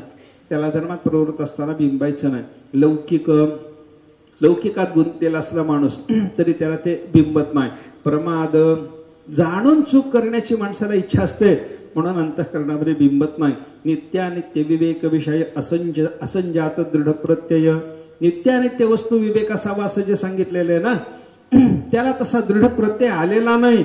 आणि आजपर्यंत जगाचं श्रवण वगैरे झालेलं असल्यामुळं, जगाचं चिंतन आणि प्रेक्षण झालेलं असल्यामुळं याच्या अंतःकरणाला असलेली लौकिकाची चिंता आणि त्याच्यानंतर जात्यादी अभिमानादीन, आपल्या जातीचा वगैरे मनुष्याच्या अंतःकरणामध्ये जो अभिमान असतो ना, ही सगळी कारणं त्याला ज्ञान पक्क होऊ देत नाहीत बरं का. बघा तुम्ही आता बोलता बोलता आपण हे सगळं जर पाहायचं ठरलं, अधर्माने माणसाला ज्ञान होत नाही. माणूस ऐकतो, श्रवण करतो, गुरुजी व्यवस्थित सांगतात, साधन चतुष्टय कदाचित त्यानं मिळवलेलं असतं, पण बुद्धीला कधीचित तरी पूर्वीचे अधर्माचे संस्कार असतील तर माणसाला वाटतं नाही हे काही खरं नाही बाबा, हे जे सांगायला लागले एवढं शुद्ध ज्ञान आपल्याला होणं शक्य नाही, असं म्हणून एखाद्या सामान्य क्रियेमध्ये मनुष्य प्रवृत्त होऊ शकतो. हे कशानं झालं, तो सामान्य क्रियेत प्रवृत्त झाला हे पाहिलं की गुरुजीला लक्षात येत आहे. बघ तो म्हणतो काय बाबा, हे असं काहीतरी ज्ञान मिळवण्याच्या पेक्षा एखादा यज्ञ करावा, यज्ञामध्ये खरं पशु मारावा, अशी बुद्धी निर्माण झाली की नाही. कशा करता आला होता, वेदांत ऐकायला, आणि बुद्धी काय झाली, यज्ञात एखादा पशु मारायची. म्हणजे बुद्धी गेली कुठं सांगा, अधर्मात. अधर्मात बुद्धी गेल्याच्या योगानं त्याला ज्ञान होण्याची शक्यता नाही. एखादा लौकिकात अडकतो, हे ज्ञान ऐकायचं, यांच्याकडे विनीत भावानं राहायचं, याच्यापेक्षा माझ्या बाकीच्या सगळ्या विद्या यांच्यापेक्षा मला प्रतिष्ठा मिळवून देणाऱ्या आहेत ना, यांच्याजवळ कशाला अडका, असं माणसाला वाटू शकतं की नाही. तुम्ही बघा, एखादा ज्ञान सांगणारा महात्मा, वेदांताचा उपदेश करणारा महात्मा, विरक्त चित्ताचा महात्मा कुठंतरी रानामध्ये एखाद्या झोपडीमध्ये राहतो. त्या झोपडीत राहणाऱ्या, रानात राहणाऱ्या, अंगावर त्याच्या छाटी सुद्धा धड नाही, लंगोटी सुद्धा त्याची धड नाही, अशा महात्म्याच्याकडे जायचं आणि त्याच्याकडे श्रवण करायचं. त्याच्याकडे श्रवण करत असताना तो महात्मा बराच वेळ काही सांगतच नाही, काही बोलतच नाही. अशी त्या महात्म्याची अवस्था पाहिल्याच्या नंतर मोठा प्रतिष्ठेचा माणूस जर असला त्याच्याकडे गेलेला, तो म्हणतो यांच्याकडे येण्यापेक्षा एक ट्युशन लावून टाकावं, एखाद्या शास्त्रीला पंडिताला सांगावं, आपल्या घरी येऊन सांगेल की इथे येऊन ऐकायची काय गरज आहे. हे काय झालं, हे लौकिकात अडकणं झालं. लौकिकात अडकला की त्याला ज्ञान होतं का सांगा, होत नाही. अनेक असे महात्मे होते बरं का. आपल्याकडे ते उडिया बाबा एक होऊन गेले, नाव ऐकून असेल आपण, उडिया बाबा फार मोठे अधिकारी महात्मा, ब्रह्मवेत्ता महात्मा. स्वामी कर्पात्रीजी सारख्या महात्म्याला सुद्धा त्यांच्याविषयी दृढ श्रद्धा होती, असे ते होते. उडिया बाबाचं असं होतं, सही सुद्धा करता येत नव्हते, असे निरक्षर होते. अक्षर एकही लिहिता येत नव्हतं अशी त्यांची अवस्था होते. संग्रह काहीच नव्हता. कुठले होते, कोण होते, काय होते काही त्यांनी सांगितलं नव्हतं. फक्त ओरिसामधले असल्यामुळे त्यांना उडिया बाबा म्हणत होते एवढंच. काशीत राहायचं, गंगेच्या घाटावर बसायचं आणि केवळ गंगा मातेकडे बघत राहायचं, एवढीच त्यांची साधना होती. काही नाही, दुसरं साधन नाही. गंगेचं स्नान करावं, गंगेच्या काठावर बसावं, अखंड गंगेचं दर्शन घ्यावं, एवढीच साधना होते. कोणीही जवळ जाऊन बसून काहीही प्रश्न विचारला तर त्याचा अधिकार असेल तर त्याच्या प्रश्नाचं समर्पक उत्तर देत होते. कोणीही विचारा, पण उत्तर देण्याकरता बाजूला येऊन बसलेला माणूस मोठ्या प्रतिष्ठेचा आहे हा विचार त्यांनी कधी केला नाही. एखादा राजा जरी जाऊन जवळ बसला आणि काही प्रश्न विचारला आणि यांना या उत्तराचा हा अधिकारी नाही असं जर लक्षात आलं तर ते त्याला उत्तर देत नव्हते. फक्त गंगेचं दर्शन घेत बसलेले असायचे. काही नाही, गंगेच्या दर्शनाशिवाय दुसरी साधना नाही. पण एखादा साधक जर गेला आणि त्यांनी योग्य पद्धतीनं त्यांना प्रश्न विचारला आणि हा प्रश्नाचं उत्तर ऐकण्याच्या अधिकाराचा आहे असं वाटलं त्यांना, तर उडिया बाबा त्याला जे उत्तर देत होते त्या उत्तरात त्यांच्या मुखातून एवढी वचनं यायची, एवढी वचनं यायचे की मोठ्या मोठ्या विद्वानाला सुद्धा ही वचनं कुठं आहेत शोधून मिळायची नाही. त्यांना अक्षर लिहिता येत नव्हतं, पण त्यांना जाऊन विचारले हे वचन कुठे आहे, ते बरोबर सांगायचे. हे श्वेताश्वतर उपनिषदात आहे, हे छांदोग्यात आहे, हे बृहदारण्यकात आहे, हे अमुक ग्रंथात आहे, हे तमुक ग्रंथ. कुठून कळालं? वाचून नाही, त्यांच्या बुद्धीत भगवंताने ते घातलं अशी त्यांची योग्यता होती बरं का. पण असा असलेला महात्मा ऐका, त्यांच्याकडे जाणाऱ्या माणसाला ते बाजूला जाऊन बसलं, काय ह्याच्याजवळ हे जाड बरड धोतर नेसलेला माणूस नुसता गंगेकडे पाहत काय बसतो. आपण यांच्याकडे आलो, यांना प्रश्न विचारला, यांनी काही उत्तर दिलं नाही, म्हणजे यांना आपल्या प्रश्नाचं उत्तर येत नाही, चला इथं. असा विचार करणाऱ्या माणसाला त्यांच्यापासून काही लाभ होईल का सांगा मला? होत नाही ना. झोपू नका, मला उत्तर देत जा. हे लौकिकात गुंतले हो. लौकिकात गुंतलेल्या लोकांना महापुरुषापासून लाभ होण्याची शक्यता नसते. काही प्रमादात गुंततात, जाणून बुजून चूक करण्याची इच्छा माणसाला असते. असं झालं की मग मनुष्याला ज्ञान होत नाही किंवा विवेक दृढ झाला नाही तरी ज्ञान होत नाही. जाती इत्यादिकाचा अभिमान असला, मी ब्राह्मण आहे, मी क्षत्रिय आहे, मी वैश्य आहे, अशा पद्धतीने काहीतरी आपल्या जातीचा अभिमान धरून मनुष्य असतो. आणि मग मी एवढा मोठा असताना यांच्याकडून कसं ऐकू शकतो असं जर वाटायला लागलं. कुळाचा अभिमान आहे, जातीचा अभिमान आहे, वर्णाचा अभिमान आहे, आश्रमाचा अभिमान आहे, मी संन्यासी, हे गृहस्थ, यांच्या तोंडून मी कसं ऐकायचं असं वाटू शकतं माणसाला. आणि त्याच्यामुळे काय होतं, ज्ञान ग्रहण होत नाही. आणि याला ज्ञान का ग्रहण झालं नाही त्याची बाह्य प्रवृत्ती पाहून त्या लिंगावरून चिन्हाने गुरुनी जाणून घ्यायचं. आणि मग जाणून घेतल्याच्या नंतर काय करायचं, तत्प्रतिपक्षयी हे याला ज्ञान न होण्याला जी कारण घडली त्या ज्ञानाला अडवणाऱ्या जे काही साधन त्याच्याकडे सध्या आहे त्याच्या विरुद्ध अशी साधना श्रुती स्मृतीने सांगितलेली ती करवून त्याच्याकडून तो सगळाच्या सगळा ज्ञानाला प्रतिबंधाचा भाग घालवावा लागतो. मग त्याला काय करावं लागतं, अक्रोधादिभिः, त्याला अक्रोध वगैरे वगैरे साधनाचा उपदेश करावा. अहिंसादिभिश्च, त्याला अहिंसा इत्यादी सांगावी. त्याला योगशास्त्रानं सांगितलेल्या यमाचा उपदेश करावा. त्याला योगशास्त्रानं सांगितलेल्या नियमाचा उपदेश करावा. त्याला भगवद्गीतेमध्ये सांगितलेल्या ज्ञान लक्षणाचा उपदेश करावा, भक्त लक्षणाचा उपदेश करावा. आणि हे सगळं झाल्याच्या नंतर त्याच्या ठिकाणी ज्ञानाला जो काही प्रतिबंध आहे तो प्रतिबंध हळूहळू निवृत्त होतो. आणि तो निवृत्त झाल्याच्या नंतर गुरुनी त्याला खरं आत्मज्ञान सांगायचं असतं. त्यावेळेला त्याला तो उपदेश बिंबतो. आणि मग एवढं सगळं झाल्याच्या नंतर सांगितलं आचार्याने, तो गुरु कसा असावा, ज्याच्या मुखातून आपल्याला श्रवण करायचंय आणि ज्याच्याकडून आपल्याला ज्ञान व्हायचं आहे असा तो गुरु कसा असावा. आचार्य म्हणतात, आचार्यस्तु, आचार्य कसा असतो आता तुम्हाला सांगतो. तो कसा, ऊहापोह विचक्षण, त्याला ऊहापोह करता आला पाहिजे. ऊहापोह करणं म्हणजे काय हो, पोहे खाणं का काय? ऊहापोह म्हणजे मला तरी असं वाटलं बाबा ते काहीतरी मऊ पोहे करायचे वगैरे असं काही आहे का? काही कोणते पोहे करावेत? ऊहापोह म्हणजे कोणते पोहे आहेत मला कळालं नाही अजून तरी. ऊह आणि अपोह असं त्याच्यामध्ये दोन पद आहेत बरं का. ऊह शब्दाचा अर्थ सांगणे आणि अपोह शब्दाचा अर्थ निराकरण करणे. एक मांडायचं आणि त्याचं निराकरण करायचं, एक मांडायचं आणि त्याचं आपणच मांडायचं आणि आपणच त्याचं निराकरण करायचं. कशा करता? समोरच्या माणसाला ज्ञान व्हावं याच्या करता. ऐका, यालाच काय अध्यारोप अपवादाची जी परिभाषा आपण पाहिली केली माग, जे परमात्मा स्वरूप जाणवून द्यायचं जर असलं तर परमात्मा स्वरूपावर जगाचा आरोप करा. आणि जगाच्या आरोपाच्या नंतर जगाचं निराकरण करा. हा परमात्मा नाही, हा परमात्मा नाही असं सांगता सांगता जे सगळं गेल्याच्या नंतर जे शिल्लक राहतं ते परमात्मा तत्व आहे हे आपल्याला कळावं की नाही. म्हणजे आपल्याला एक तत्व जाणवून देण्याकरता पसारा आणावा लागतो, तो पसारा सगळा काढून टाकावा लागतो बरं का. एक माणसाला तर त्याच्या घरात राहत होता, त्याच्या खोलीत राहत होता, घरात त्याच्या एका खोलीमध्ये स्वतः तो राहत होता. काही दिवसानंतर त्याला वेड लागलं, घडलेली घटना आहे बरं का. त्याला वेड लागल्याच्या नंतर त्या माणसाला माझं घर कुठं गेलं असं वाटायला लागलं. कुठं राहत होता? घरातच. आणि त्याला काय वाटायला लागलं? माझं घर कुठं गेलं असं प्रत्येकाला विचारायचं. एक मानसतज्ञ त्याच्याकडे आणला आणि त्या मानसतज्ञाला सांगितलं की बाबा याला हे वेड आहे, माझं घर कुठं गेलं हे विचारतो, याला याचं घर सापडून द्यायचं. त्याने सांगितलं काही अडचण नाही. त्याच्याकडे आल्याच्या नंतर विचारलं तुझं घर तुम्हाला काय त्रास आहे? तो म्हणतो नाही हो माझं घर हरवलं त्याचं मला दुःख आहे. कुठं बसून? घरात बसूनच बरं का, घरात बसूनच बोलतो माझं घर हरवलं याचं मला दुःख आहे. आता त्याचं घर त्याला शोधून द्यायचंय. त्या माणसाने काय केलं, थोडं बाहेर येता का म्हणे.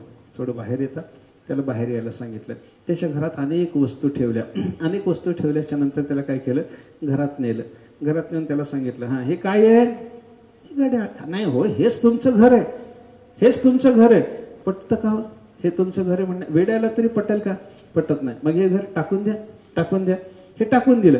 हे टाकून दिल्याच्या नंतर हे घड्याळ आहे त्याला कळालं म्हणून टाकून दिलं. हे घर नाही ना? नाही. मग त्याला सांगितलं हे काय आहे? हे तुमचं घर आहे. चौरंग म्हणतात याला. मग टाकून द्या बाय, तुमचं घर नाही ना हे, टाकून द्या. असं जे काही त्याला घर नाही वाटत होतं ते सगळं टाकून दिलं. आणि टाकून दिल्याच्या नंतर त्याला सांगितलं जमिनीला हात लावून हे तुमचं घर आहे. नाही हो. मग टाकून द्या. आतापर्यंत ज्या वस्तू तुमच्या घर म्हणून तुम्हाला मान्य नव्हत्या त्या सगळ्या टाकून दिल्या की नाही. हे मी घर म्हणत होतो. पटायला की नाही तुम्हाला? हे सांगा ना मला. तर दुसरं उदाहरण अजून आपल्याला काय पटतंय ना. हे घर आहे, पटलं नाही ना, टाकून द्या. हे घर आहे, पटलं नाही ना, टाकून द्या. हे घर आहे म्हणून जमिनीला हात लावल्याच्या नंतर त्याला जर तो म्हणायला लागला की हे घर माझं नाही म्हणतो. मग माझं नाही ना, हे तुझं घर नाही ना. जे घर नाही ते इथं घराच्या बाहेर टाकलंय ना आपण. जे नाही घर म्हणून जे नाही, घड्याळ घर नाही टाकून दिलं, चौरंग घर नाही टाकून दिला, टेबल घर नाही टाकून दिला, खुर्ची घर नाही टाकून दिली, कपाट घर नाही टाकून दिलं. पण जमिनीला हात लावून सांगितलं हे घर आहे. तो म्हणतो याला घर म्हणावं, मान्य नाही का? मान्य नाही. मग टाकून दे. टाकून देता येतं का? देता येत नाही. मग हेच घर आहे. म्हणजे काय करावं लागलं त्याला? माझं घर हरवलं हा त्याचा भ्रम घालवण्याकरता घरामध्ये दुसऱ्या वस्तू आणाव्या लागल्या, त्या फेकून द्याव्या लागल्या. आणि मग जे फेकून देता येत नाही ते तुझं घर आहे हे सिद्ध करून द्यावं लागलं. याला ऊह अपोह म्हणतात. यालाच अध्यारोप अपवाद म्हणतात. परमात्मा स्वरूपाच्या संबंधानं बोध करून देताना सुद्धा जगाचा पसारा आणून ठेवायचा देवाच्या अधिष्ठानावर, सगळा काढून टाकायचा. मग उरलेलं परमात्मा तत्व म्हणायचं. जे टाकून देता येत नाही तेच परमात्मा तत्व म्हणायचं. हा प्रकार आहे की नाही. हा करण्याकरता त्या सद्गुरूला ऊहापोह करता आला पाहिजे, बोलता आलं पाहिजे, काहीतरी ठेवायचं त्याचं निराकरण करायचं. देहाला आत्मा म्हणतात हा ऊह झाला. आणि देह आत्मा नाही हे सिद्ध करून देण्याकरता जो युक्तिवाद करायचा, आत्मा नित्य आहे, देह अनित्य आहे, आत्मा व्यापक आहे, देह परिच्छिन्न आहे, आत्म्याला स्वगत सजातीय विजातीय भेद नाही, देहाला स्वगत सजातीय विजातीय भेद आहे, हे सगळंच्या सगळं हे अपोह. देह आत्मा आहे हा ऊह, आणि देह म्हणजेच आत्मा या ऊहाच्या करता निराकरणाकरता जे काही बोलावं लागलं तो सगळा अपोह.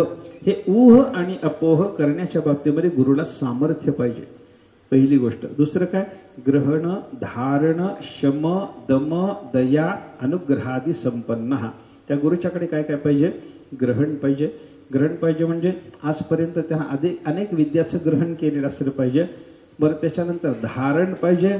जे काही त्यानं ग्रहण केलेलं आहे, जे काही शिकला ते सगळं त्याच्या बुद्धीत जमा पाहिजे. त्याच्यानंतर शम, अंतःकरणाचा निग्रह, दम, इंद्रियाचा निग्रह, दया, सर्व भूतमात्रांच्या विषयीचा अंतःकरणामध्ये दयाभाव पाहिजे. आणि अनुग्रह, कृपा करण्याची त्याच्या अंतःकरणाला बुद्धी असली पाहिजे. हा शिष्य आहे, हा आला आहे आपल्याकडं, हा अधिकारी आहे, आपल्याला विधियुक्त पद्धतीने शरण आला, याच्यावर कृपा करून आपण ज्ञान सांगावं असं त्याला वाटलं पाहिजे. पुढं लब्धागम, आगम म्हणजे ज्ञान, शास्त्र, त्या शास्त्राचा सगळा त्याला लाभ झालेला असावा, शास्त्रज्ञान त्यानं मिळवलेलं असावं. पुढे सांगितलं दृष्टादृष्ट भोगेषु अनासक्त. दृष्ट आणि अदृष्ट सगळ्याच्या सगळ्या भोगाच्या विषयी त्याच्या अंतःकरणाला अनासक्ती असावी बरं का. त्याच्यानंतर त्यक्त सर्व कर्म साधन, सगळी कर्माची साधनं, कर्मजन्य फलाची साधनं सगळी त्यांना सोडून दिलेली पाहिजे. पुढं ब्रह्मविद, तो ब्रह्मविद असला पाहिजे. ब्रह्मणी स्थित, परब्रह्म स्वरूपाच्या ठिकाणी कायम स्थिर पाहिजे. अभिन्न वृत्ती, केवळ परब्रह्माशी अभिन्न वृत्तीनं त्यानं राहणं करावं. पुढं दंभ, दर्प, कुहक, शाठ्य, माया, मात्सर्य, अनृत, अहंकार, ममत्वादी दोष वर्जित, हे सगळे सगळे दोष त्याच्या ठिकाणी नसावेत. तो ब्रह्मवेत्ता आहे आणि परब्रह्म स्वरूपाच्या ठिकाणी स्थिर झालेला महात्मा आहे. कशावरून ओळखायचं? त्याच्या ठिकाणी दंभ नाही, त्याच्या ठिकाणी दर्प नाही, त्याच्या ठिकाणी कुहक कपट नाही, शाठ्य नाही, शठपणा नाही, फसवायची इच्छा नाही, माया नाही, मत्सर नाही, अनृत म्हणजे खोटं नाही, अहंकार नाही, ममता नाही. या सगळ्या दोषांनी रहित आहे. हे लक्षात घेतलं की हा महात्मा ब्रह्मनिष्ठ आहे, हा ब्रह्मवित्ता आहे, हा ब्रह्मस्वरूपाच्या ठिकाणी स्थिर आहे. परब्रह्म स्वरूपाच्या ठिकाणी याची स्थिरता नसती तर याच्यातला एखादा दोष तरी या महात्म्याच्या ठिकाणी असायला पाहिजे होता. कोणताही दोष नाही. हा दंभ करत नाही, याला अंतःकरणाला कोणत्याही प्रकारचा दर्प नाही, याच्या ठिकाणी कोणत्याही प्रकारचं कपट नाही, शाठ्य नाही, मत्सर नाही कोणाच्या विषयी, याच्या अंतःकरणामध्ये खोटेपणाची भावना नाही, अहंकार नाही. हे पाहावं आणि हा महात्मा ब्रह्मनिष्ठ आहे असं जाणून घ्यावं. केवल परानुग्रह प्रयोजन, तो जगतो कशा करता? केवल परानुग्रह प्रयोजन, केवळ दुसऱ्यावर जगावर अनुग्रह करण्याकरताच त्या महात्म्याचं जगणं असतं. तुका म्हणे आता उरलो उपकारा पुरता, अशी त्या महात्म्याची अवस्था असावी. आणि विद्योपयोगी विद्योपयोगार्थे पूर्वम उपदिशेत, बर का. त्यानं विद्येला उपयोगी असणारे सगळेच्या सगळे पदार्थ, ज्ञानासाठी उपयोगी असणाऱ्या सगळ्याच्या सगळ्या गोष्टी त्या आपल्या शिष्याला सांगायला त्यानं सुरुवात करावी. म्हणजे गुरु कसा असावा हेही सांगितलं, शिष्य कसा असावा हेही सांगितलं. आणि त्या शिष्याने काय करावं? विधियुक्त पद्धतीनं गुरुला शरण जावं, हाही विचार आपल्याला या ठिकाणी सांगितलेला पाहायला सापडतो बरं का. आता हे गुरु कसे असावेत काय नाही याच्याबद्दलचा विचार अन्य ग्रंथामध्ये आपल्याला पुष्कळ सांगितला बरं का. आपण आत्ताच मुंडक उपनिषदातलं वर्णन पाहिलं. आपल्याला ज्ञान व्हायचं असेल तर त्याच्याकरता गुरुकडे गेलं पाहिजे, पण ते गुरु कसे असावेत त्याचे वर्णन. तद्विज्ञानार्थम स गुरुमेवाभिगच्छेत समित्पाणिः. कसे गुरु? श्रोत्रियम ब्रह्मनिष्ठम. ते गुरु श्रोत्रिय आणि ब्रह्मनिष्ठ असे असले पाहिजे. श्रोत्रिय म्हणजे शब्दशक्ती त्यांच्याकडे पाहिजे आणि ब्रह्मनिष्ठ म्हणजे परमात्मा साक्षात्कारीही ते पाहिजे. अनेक वेद वाक्यातून ऐका, माणसाला गुरुकडे जाण्याची गरज असल्याचं अनेक वेद वाक्यातून सांगितलंय. एक हे आत्ता आपल्या समोर आहे, तद्विज्ञानार्थम स गुरुम एव अभिगच्छेत, त्यांच्याकडे जावं. श्रोत्रिय ब्रह्मनिष्ठ. आचार्यवान पुरुषो वेद, ज्याला सद्गुरू प्राप्त झाले त्याला ज्ञान होतं. आचार्य देवो भव, त्या सद्गुरूला देव मानणारा हो. आचार्यादैव विद्या विदिता साधिष्ठम प्राप्ते, सद्गुरूच्या मुखातून जाणून घेतलेलीच विद्या उत्तम ठरते. साधिष्ठम प्राप्ते, साधुतमत्वाला प्राप्त होते म्हणजे उत्तम ठरते. अशी अनेक वचन आपल्याला पाहायला सापडतात. ब्रह्मैव गुरुरूपेण अवतिष्ठते. एक वेदवाक्य असं आहे, साक्षात परब्रह्म ते तुमच्या समोर गुरुच्या रूपाने उभं राहिलेलं आहे. म्हणून आपण काय श्लोक म्हणतो गुरुच्या ध्यानाकरता? डोळे मिटून म्हणा की एकदा. तेवढा तरी आपलं डोळे मिटून म्हणता येतो तो, म्हणून सांगतो. गुरुर् ब्रह्मा गुरुर्विष्णू. म्हणजे तुम्ही म्हणायला लागलात की मला झोप लागू द्या की थोडी, मी बोलायला लागलो की तुम्हाला लागते ना. गुरुर्देवो महेश्वर, हा गुरु साक्षात परमब्रह्म. तस्मै श्री गुरवे नमः. सद्गुरुदेवाला नमस्कार करताना आपण हा जो श्लोक म्हणतो इथं काय म्हणलं? साक्षात परब्रह्म हे म्हणलं आणि परब्रह्माच्या औपाधिक रूपातही सद्गुरूचं वर्णन केलं. काही ग्रंथामध्ये असं फार छान चिंतन आहे. इथं ब्रह्मा विष्णू महेश म्हणून गुरुचं वर्णन आहे की नाही? गुरुर् ब्रह्मा, गुरुदेव ब्रह्मदेव आहेत. गुरुर् विष्णू, गुरुदेव म्हणजे साक्षात भगवान महाविष्णू आहेत. आणि गुरुर्देवो महेश्वर, हा गुरुदेवाला साक्षात तुम्ही महेश्वर म्हणजे भगवान शंकर माना असं सांगितलंय. तर हे कशा करतात? ब्रह्मदेवाचं काम गुरु महाराज करतात आपल्या जीवनात, म्हणून त्यांना ब्रह्मदेव म्हणायचं. ब्रह्मदेवाचं काय काम? जग निर्माण करायचं काम ब्रह्मदेवाचं आहे. गुरु महाराजांनी काय केलं? काय निर्माण केलं? जग निर्माण केलं. काय निर्माण केलं? एखादं गाव वसवलं, काय खरं मठ बांधला म्हणून त्याला गुरु म्हणायचं. काय काय निर्माण काय केलं गुरु महाराजाने त्याच्याबद्दल वर्णन आहे. शास्त्रकार असं सांगतात आपल्याला एका ठिकाणी कुठंतरी आहे हे, पण मला नेमकं ग्रंथाचं नाव आठवेन आता, की बाबा आपल्या स्थूल देहाची उत्पत्ती करतो तो ब्रह्मदेव आहे, आणि आपल्या ठिकाणी महाकारण देहाची उत्पत्ती करतो तो ब्रह्मदेव म्हणजे सद्गुरुदेव आहे. आपल्याला देहाचं चिंतन करताना माहिती आहे ना, स्थूल सूक्ष्म कारण देह आपण म्हणतो. स्थूल देह कोणता? हा हाडामासाचा गोळा. सूक्ष्म देह कोणता? 5 ज्ञानेंद्रिय, 5 कर्मेंद्रिय, पंचप्राण, मन, बुद्धी, 17 तत्वाचा गठ्ठा म्हणजे सूक्ष्म शरीर. कारण देह कोणता? आपल्याला आत्मस्वरूपाचा असलेला अज्ञान हाच कारण देह. हे 3 देह आपल्याला माहिती आहेत. जागृती, स्वप्न, सुषुप्ती या 3 अवस्थाशी संबंधित असलेले हे 3 देह आहेत. पण या 3 देहाच्या पलीकडे आपल्याला ज्ञान संपादन करायचं असतं, परमात्मा रूप व्हायचं असतं. मी विश्व नाही, मी तैजस नाही, मी प्राज्ञ नाही, जागृतीचा अभिमानी असलेला विश्व मी नाही, म्हणजे स्थूल देहाचा अभिमान मला नसावा. स्वप्नाचा अभिमानी तेजस मी नाही, म्हणजे हे सूक्ष्म देहाचा अभिमान सोडला पाहिजे. आणि कारण देहाचा अभिमानी असलेला प्राज्ञ मी नाही, म्हणजे आपल्याला काय करायचंय? कारण देहाचा अभिमान सोडायचा आहे. स्थूल देहातून पलीकडे जायचंय, सूक्ष्म देहातूनही पलीकडे जायचंय, कारण देहातूनही पलीकडे जायचंय. आणि हे सगळ्याच्या पलीकडे गेल्याच्या नंतर आपल्याला जे ज्ञान होतं तो ज्ञान म्हणजेच आपला कारण देह आहे. हा महाकारण देह आहे. अज्ञानाला कारण देह म्हणलंय आणि ज्ञानाला महाकारण देह असं काही ठिकाणी म्हणलेलं आपल्याला पाहायला सापडतं बरं का. मग कारण देह, सूक्ष्म देह, स्थूल देह हे सगळे अलीकडचे देह निर्माण करणारी माया आहे. हे अलीकडचे सगळे देह निर्माण करणारा ब्रह्मदेव आहे. पण त्या ब्रह्मदेवाच्या पेक्षा मोठं गुरुचं पद असं आहे की ते महाकारण देहाने आपली निर्मिती कर. आपल्या ठिकाणी ज्ञान कोणी निर्माण केलं सांगा? निर्मिती करण्याचं काम गुरुच आहे की नाही? मग आपल्याला ज्ञान देऊन नवीन जन्म, ज्ञानाला नवीन जन्म होतो की नाही? आपल्याकडे वेगळे वेगळे जन्म मानलेले पाहायला सापडतात बघा. ब्राह्मणाला, क्षत्रियाला द्विज म्हणतात. द्विज. द्विज का? 2दा जन्मतो म्हणून. पक्षाला सुद्धा द्विज म्हणतात का? 2दा जन्मतात म्हणून. दाताला सुद्धा द्विज म्हणतात. आपल्या तोंडातल्या दाताला सुद्धा द्विज म्हणतात. द्विज पंक्ती असा शब्द येतो बघा दाताला उद्देशून. 2दा जन्मतो म्हणून. दात 2दा जन्मतात की नाही? सुरुवातीला एकदा येतात आणि 10-12 वर्षाचे झाल्याच्या नंतर ते एकदा पडून पुन्हा नवीन येतात. पुन्हा एक 50च्या नंतर गेल्यावर पुन्हा यायचा विचार नसतो त्यांचा. त्यांचा विचार नाही, परत यायचा नाही. तिसऱ्यांदा येत नाहीत म्हणून द्विज. ब्राह्मणाला, क्षत्रियाला द्विज म्हणतात की नाही? हो.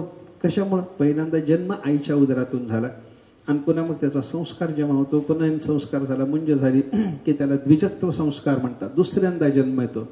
द्वितीयस्मिन् जन्मनि आचार्य पिता सावित्री माता. वर्णन असं केलं शास्त्राने त्याच्याबद्दल. या दुसऱ्या जन्माच्या बाबतीमध्ये द्वितीयस्मिन् जन्मनि हा दुसरा जन्म होताना, उपनयन होऊन दुसरा जन्म होताना आचार्य पिता, गायत्री मंत्राचा उपदेश करणारा सद्गुरुदेव हाच आपला बाप असतो. आणि सावित्री माता, गायत्री मंत्र ज्या देवाच्या संबंधाने आहे तो सविता सूर्यनारायण आपली माता ठरतो. सावित्री माता, ती गायत्री म्हणजे गायत्री मंत्र हा माता ठरतो. आणि आपल्याला त्या गायत्री मंत्राचा उपदेश करणारा पिता आचार्य म्हणजे आपला पिता ठरतो. आणि त्यांच्या संयोगानं बरं का, म्हणजे कसं कसं झालं? सद्गुरु हे पिता, गायत्री मंत्र ही माता, आणि त्या दोघांच्या संयोगातून आपला गर्भ सिद्ध झाला. आपला गर्भ सिद्ध झाला. आपण जन्माला या गर्भाचं वर्णन शास्त्रामध्ये भर्ग या रूपाने गायत्री मंत्रामध्ये येतं की नाही? तत्सवितुर्वरेण्यम भर्गः. भर्ग, भर्ग हा शब्द गर्भचा उलट केलं की भर्ग होतं. गर्भाच्या उलट केलं की भर्ग. भर्ग म्हणजे तेज. ते दिव्य तेज गर्भाच्या रूपानं आपल्या शरीराच्या नवीन शरीराच्या उत्पत्तीला कारण ठरलं, म्हणून हा दुसरा जन्म मानला जातो. दाताला द्विज म्हणतात, ब्राह्मण क्षत्रियाधिकाला द्विज म्हणतात. अजून एक सांगितलं होतं मी, काय सांगितलं? पक्षाला द्विज म्हणतात. पक्षाला द्विज म्हणावं. सर्पालाही द्विज म्हणता येतं. सर्प, पक्षी, कारण जे अंड्यातून जन्माला येतात त्यांना काय म्हणायचं? द्विज. कारण काय? एकदा जन्मले त्या अंड्याच्या रूपानं, पुन्हा जन्मले त्या अंड्यातून बाहेर येऊन, असे ते सगळे द्विज आहेत बरं का. कुठून निघालं हे आपलं? कशा करता आलं?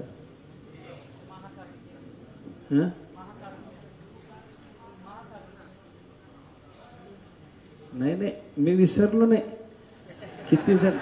किती जण सांगतात हे बघायला लागलं थोडंसं. किती जणांच्या लक्षात आहे थोडंसं सांगा की नीट मला. एकच जण म्हणतो महाकारण देहापासून हे निघालं म्हणून, बरं का. म्हणजे देहाचा विचार, जन्माचा विचार करत असताना एकदा जन्म असतो असं समजायचं कारण नाही. आपला जन्म मातेच्या उदरातून होतो, आपला जन्म संस्काराच्या योगाने होतो, तसा ज्ञानाने सुद्धा आपला नवीन जन्म होतो असं मानले. चांगदेवाच्या मुखातले शब्द आहेत पहा.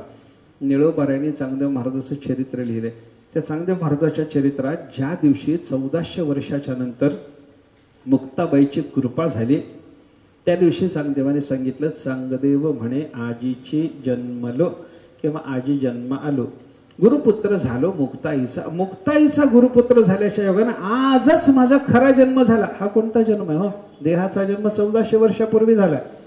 संस्काराचा जन्म ते 1400 वर्षातून 8 वर्ष वगळा.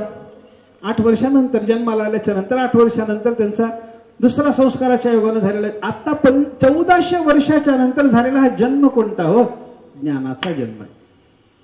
ज्ञानाने झालेला जन्म आहे. हा ज्ञानाने घडणारा जन्म कोण देतो? सद्गुरू. म्हणून निर्माण करणारे ब्रह्मदेव गुरु महाराज आहे. त्याच्यानंतर दुसरं काय? गुरुर विष्णू हो. गुरुदेव विष्णू आहेत. विष्णू म्हणायचं कारण काय? ब्रह्मदेवाने जे निर्माण केलं ते सांभाळायचं जो काम करतो त्याला म्हणतात विष्णू. ब्रह्मदेव जग निर्माण करतात आणि निर्माण झालेलं जग सांभाळणारा कोण? भगवान महाविष्णू. गुरु महाराज काय करतात? आपल्या ठिकाणी ज्ञान निर्माण करतात आणि हे निर्माण झालेलं ज्ञान आपल्या ठिकाणी यावत ग्रहणम दृढी भविष्यते, ते ज्ञान दृढ करण्याचं काम कोण करतो? सद्गुरुदेवच करतात. आज तुला कळालं नाही, अजून एकदा सांगतो. अजून कळालं नाही, अजून एकदा सांगतो. असं करतात ना. यावत ग्रहणम दृढी भविष्यते, त्याला बोध करावा असा जो प्रकार आता आपण पाहिला, याच्यातून काय पाहायचं? त्यांचं विष्णू पण पाहायचं. आणि तिसरं काम कोणाचं हो? भगवान शंकराचं. ते काय करतात? ब्रह्मदेवाने जे निर्माण केलं, भगवान शंकराने जे सांभाळलं, नाही भगवान महाविष्णूने जे सांभाळलं, शंकराचं काम काय असतं? ते सगळं नष्ट करायचं. नष्ट करायचं काम शंकराचं. गुरु महाराज शंकर आहेत म्हणलं की तिथं कोण जाईल हो? जीवच घेतील किती, कारण मारणारा त्याला शंकर म्हणतात ना. शिव कोण आहे? संहार करणारा. मग संहार करणाऱ्याच्याकडे जाण्याची लोकांची प्रवृत्ती होईल का?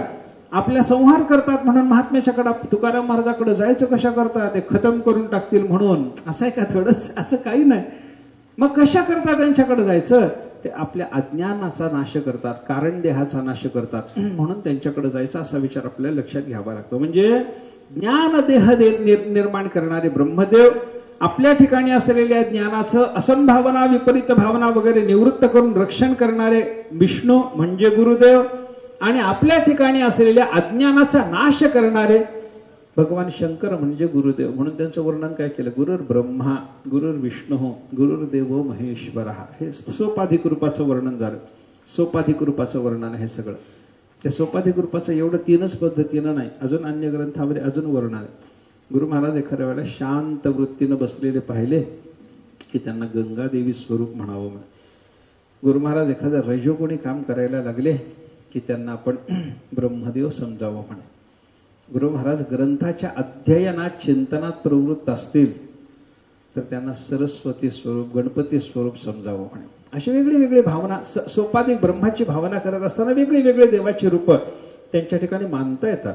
असं जर नाही केलं ना, त्यांच्या त्या व्यावहारिक अवस्थेमध्ये त्या देवाची भावना त्यांच्या ठिकाणी जर आपण नाही केली तर परब्रह्म भावना टिकतच नाही.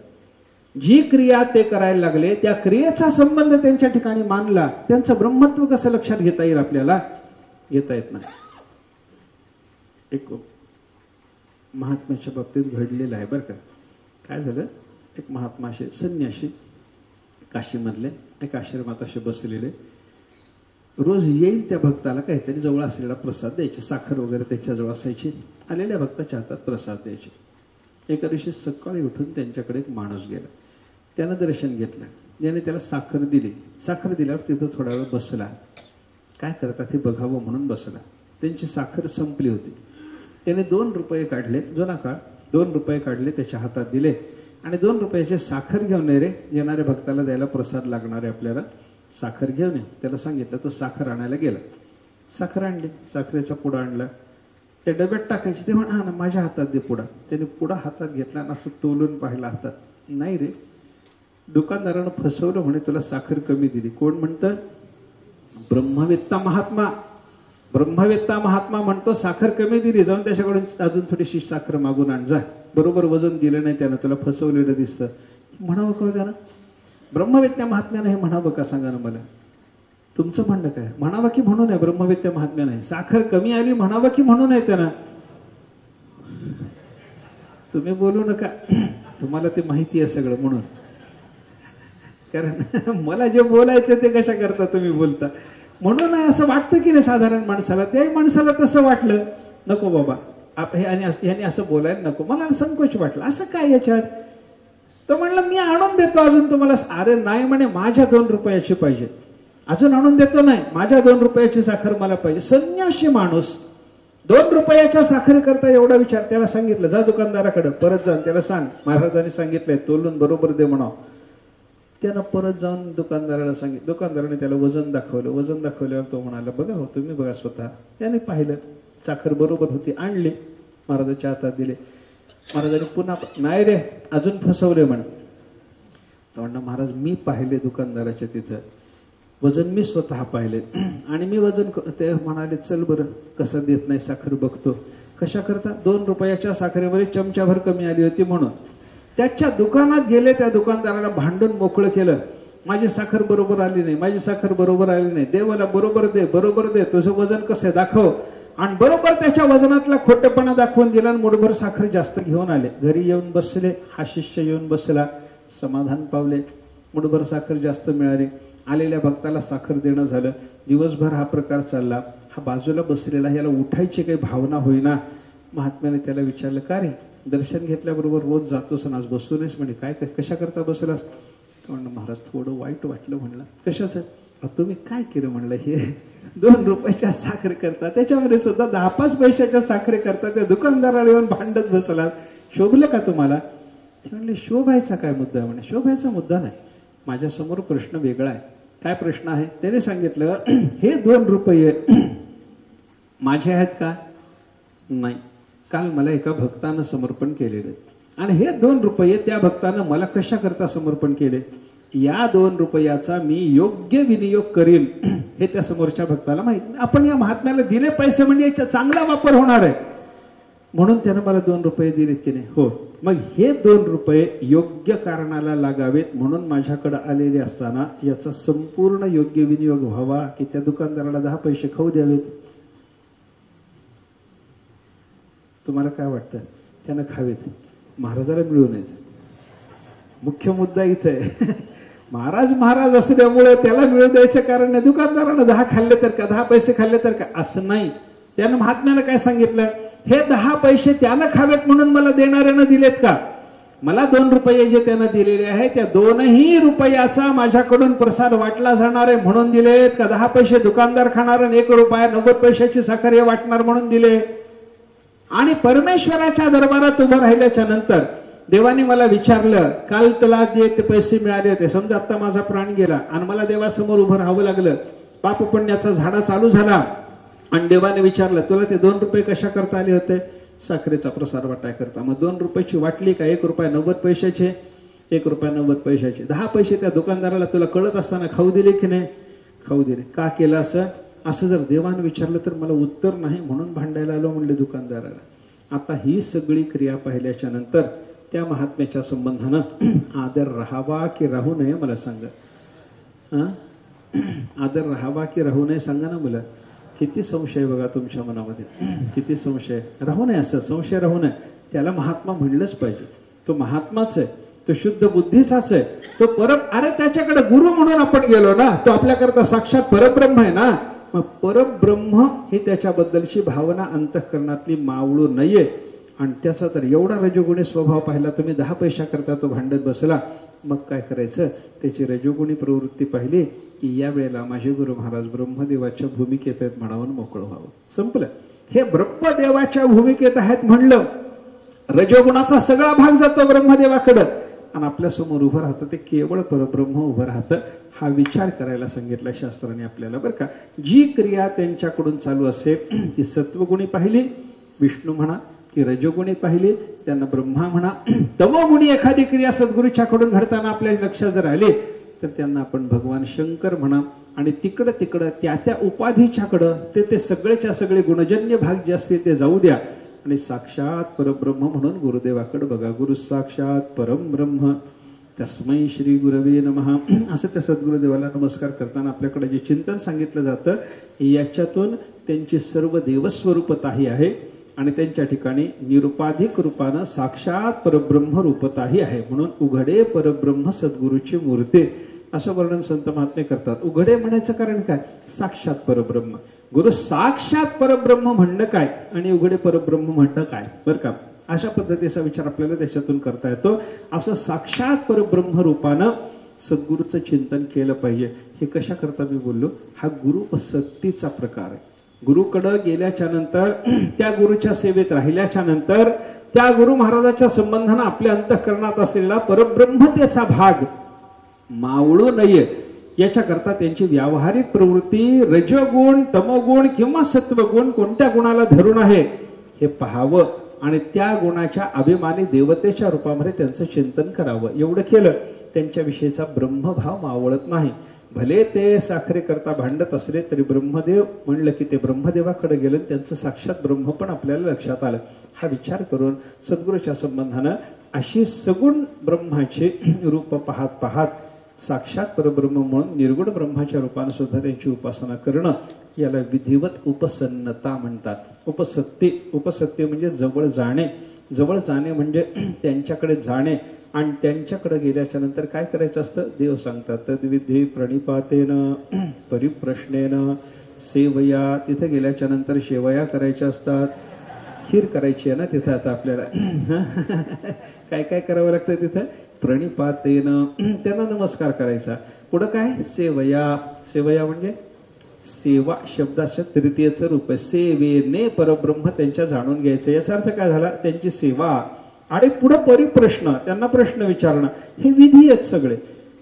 प्रणिपात हाही विधी, सेवा हाही विधी आणि प्रश्न विचारणं हाही विधी आहे. कसं कसं करावं लागतं ते? नमस्कार कसा असतो तेही पाहिलं पाहिजे. सेवा कशी असते तीही पाहिली पाहिजे आणि प्रश्न कसा असतो तेही पाहायचं आहे. उद्याला पाहू. पुंडलिक वरदारी विठ्ठल श्री ज्ञानदेव तुकाराम विठ्ठल विठ्ठल विठ्ठल विठ्ठल विठ्ठल विठ्ठल विठ्ठल विठ्ठल विठ्ठल पुंडलिक वरदारी विठ्ठल श्री ज्ञानदेव तुकाराम सद्गुरु महाराज की जय. सद्गुरु हरी महाराज.